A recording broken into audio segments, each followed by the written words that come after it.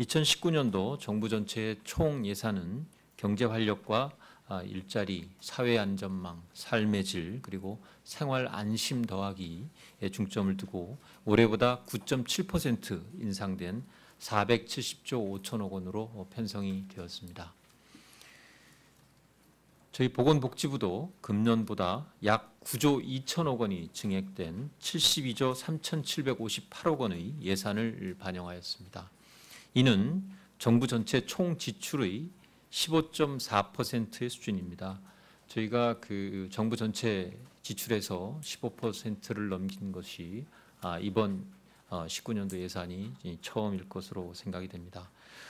또한 보건복지 고용 분야 지출에서 보건복지부 예산이 차지하는 비중이 약 44.6%를 차지하게 되었습니다. 보건복지부 예산은 금년 예산 대비 예산에서는 18.7%, 기금에서는 8.5%의 인상 수준으로 증가하였으며 사회복지와 보건으로 나눠서 판단을 해보면 사회복지 분야는 약 15.7%, 보건 분야는 9% 증액되었습니다. 보건복지부 예산은 내 삶이 더 좋아지고 활력이 될 수 있도록 소득 보장을 강화하고 지역사회 중심의 복지를 활성화하는 한편 저출산 위기에 대응하면서 건강하고 안전한 생활 보장에 역점을 두고 편성하였습니다. 이 네 가지 분야에 대해서 간략하게 말씀을 드리겠습니다. 먼저 사회 안전망과 관련돼서는 소득 분배 개선과 일자리 확충에 초점을 두고 사회 안전망을 더 강화하였습니다. 내년 4월에는 기초연금과 장애인 연금에 대해서 일부 조기 인상을 실시하고 기초생활보장 부양 의무 기준을 당초 예상보다 더 빨리 완화하는 한편 자활 사업을 확대하는 등 저소득층의 소득 분배를 개선하고 소득을 보장하는 예산을 충실히 담았습니다. 아울러 노인 일자리 10만 개를 추가로 확충하고 보육시설의 보조교사 1만 5천 명을 증원하는 한편 보건복지부와 관련된 사회서비스 일자리를 총 6만 9천 개 새롭게 만들어 나가도록 했습니다.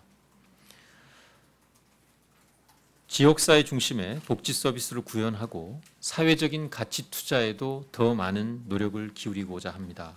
먼저 노인, 장애인, 노숙인, 정신질환자 등이 집에서 돌봄을 받고 지역사회에서 정착할 수 있도록 커뮤니티 케어 선도 사업을 추진합니다.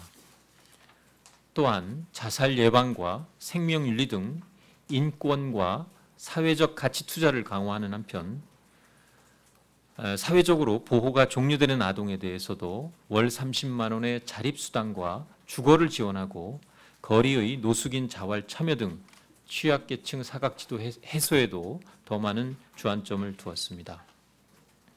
세 번째로 저출산 위기 대응과 미래 성장 동력에 대한 지원을 더했습니다. 올 9월부터 만 6세 미만 아동에게 지급되는 아동수당을 내년부터 차질 없이 지원하고 국공립 어린이집을 450개 추가로 확충하는 한편 다 함께 돌봄을 할 수 있는 지원 시설을 200개소 확충하는 등 저출산 대책 주무부처로서 출산과 보육 환경 조성에 최선을 다하도록 하겠습니다. 한편 미래의 성장 동력 확보를 위해서 환자 중심 의료기술, 인공지능 활용 신약 개발 등 12개의 신규 사업을 실시하는 등 보건의료 분야의 연구개발 투자에 더 힘쓰는 한편 바이오 헬스, 제약산업 등 보건산업 인프라와 전문 인력 육성에도 예산 지원을 하도록 하겠습니다. 마지막으로 국민의 건강과 안전을 보장하여 삶의 질과 생활에 안심을 더하고자 합니다. 의료분만 취약지 지원, 공공보건의료 대학원 설치, 감염병 예방과 미세먼지 등 생활위해 요인에 대한 대응체계 구축 등 공공의료를 확충하고 교육전담 간호사 배치, 요양병원 의무인증 강화 등 의료 인력과 시설에 대한 질관리 강화로 국민의 건강을 보장하겠습니다. 아울러 지역 거점병원 41개소와 농어촌 보건소, 장애인 거주시설 등 의료복지시설의 환경을 크게 개선하고 놀이체험시설 확충과 장애인 전동부장구, 충전기 설치 등을 통해서 지역 밀착형 생활 SOC에 대한 투자를 강화하고자 합니다.